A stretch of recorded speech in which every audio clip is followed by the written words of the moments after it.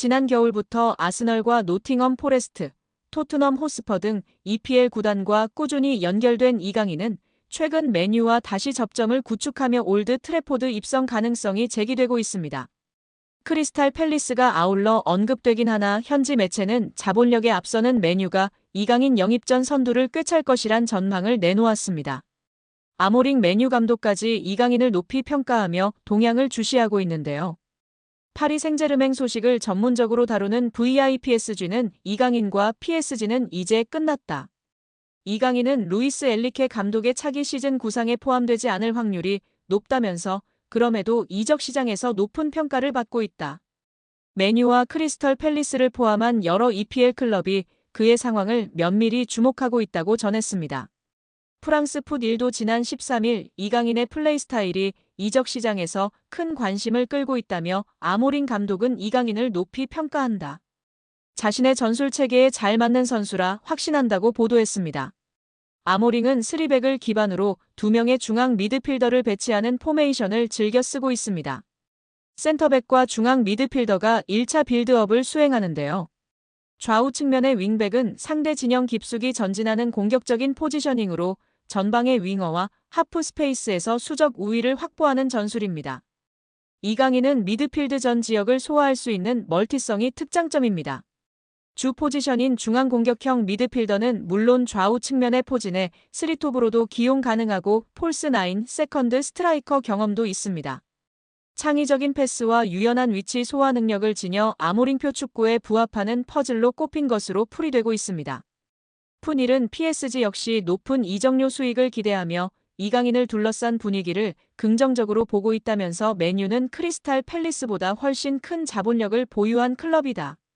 이강인 영입을 위한 준비가 재정적으로 완비돼 있다며 신임 감독의 호감과 자본 측면에서 이강인의 맨유행 가능성을 점쳤습니다.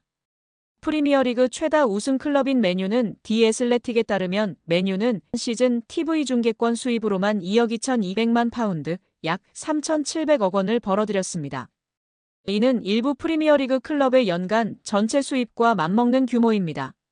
아디다스와의 스폰서십 계약도 2035년까지 연간 9천만 파운드 약 1,500억 원을 지급하는 장기 계약을 맺고 있습니다. 다만 강등 시 금액을 50% 삭감하는 조항이 포함돼 있습니다. 아디다스는 한 시즌 사전 통보 후 계약을 파기할 수도 있다고 알려져 있습니다. 맨유의 연봉 총액은 3억 6,500만 파운드 약 6,100억 원입니다. 이는 하루 100만 파운드 약 17억 원을 지출하고 있습니다. 대부분의 프리미어리그 구단이 강등 시 50% 임금 삭감 조항을 두고 있지만 맨유는 이런 조항이 없는 것으로 알려져 있습니다. 한마디로 미친 듯이 돈을 뿌려대는 클럽입니다. 최근 곤두박질 치는 성적 등 어려움으로 인해 직원 구조 조정 등을 시행하고 있으나 그래도 이강인이 입단 시 현재 받는 연봉의 2배는 받을 것으로 예상하는 적이 지배적인 상황입니다. 맨체스터 유나이티드의 여름 이적 시장에 대한 큰 힌트가 등장했습니다.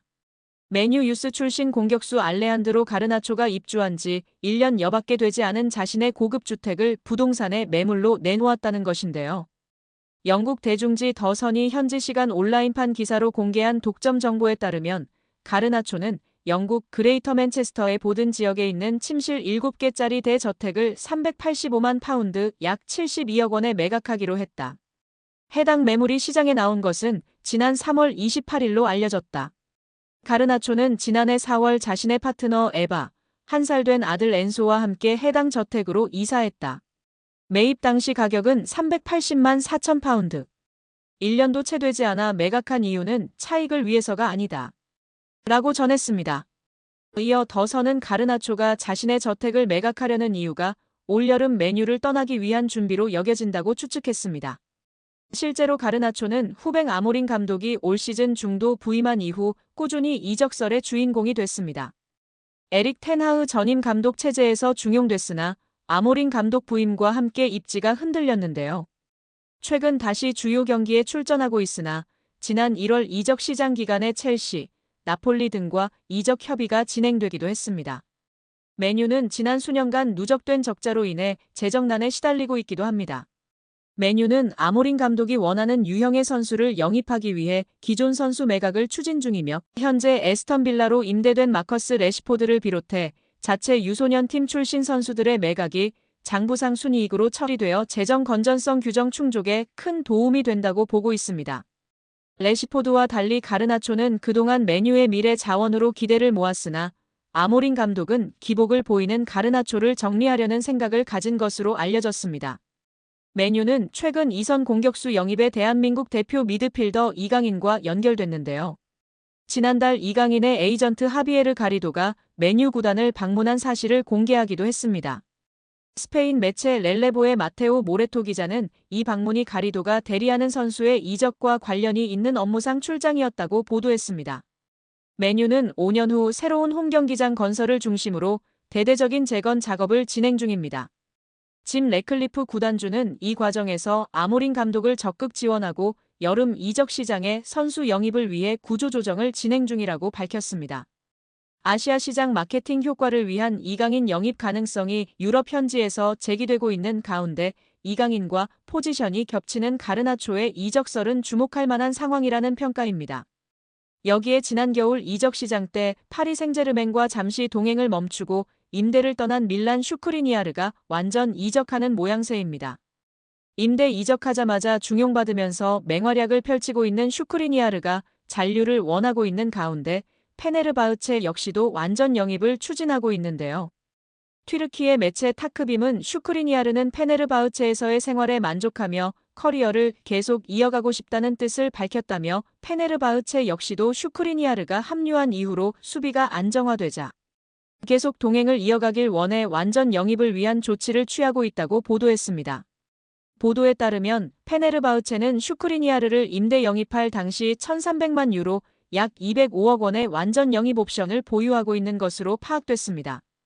다만 조건을 충족해야만 완전 영입 옵션을 발동할 수 있는데 아직 구체적으로 조건에 대해선 알려지지 않았습니다.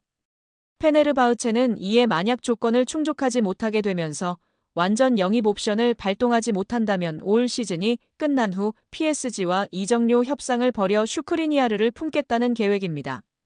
그만큼 페네르바흐체는 슈크리니아르의 활약상에 만족하며 다음 시즌에도 함께하길 원하고 있습니다. 앞서 슈크리니아르는 지난 1월 페네르바흐체로 임대 이적했는데요. 루이스 엘리케 PSG 감독에게 철저히 외면당해 설 자리를 잃다 정규적인 출전 시간을 보장받길 원한 그는 이적을 모색했고 유벤투스와 토트넘 등의 구애를 거절하고 페네르바흐체를 택했습니다. 슈크리니아르와 6개월 임대 계약을 맺은 페네르바흐체는 PSG의 임대료 600만 유로 약 90억 원을 지불했다고 알려졌습니다. 페네르바흐체 유니폼을 입은 슈크리니아르는 곧바로 주전으로 활약하고 있는데요. 특히 주제 모리뉴 페네르바흐체 감독이 백스리 전술을 주로 활용하고 있는 가운데 슈크리니아르는 백스리의 중앙에 위치해 수비라인을 조율하는 역할을 맡아 완벽하게 수행하고 있다는 평가를 받고 있습니다. 아센시오도 아스톤빌라에서 훨훨 날고 있는 상황이기 때문에 PSG에 있다가 임대로 나간 선수들이 모두 승승장구하고 있는 상황입니다. 지난 2014년 브라질 월드컵의 대참사 이후 홍명보 감독이 곤혹을 치렀었는데요. 홍명보 감독의 땅 구입 논란이 확산되며 파장을 일으켰었습니다.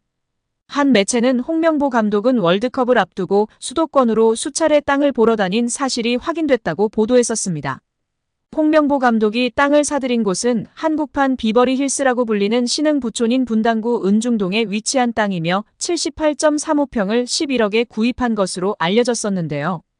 은중동은 한국판 비버리 힐스라 불리는 신흥 부촌으로 특히 서울 강남권과 곧바로 연결되는 경부고속도로를 탈 수 있어 기업인들의 새로운 둥지로 떠올랐던 곳입니다.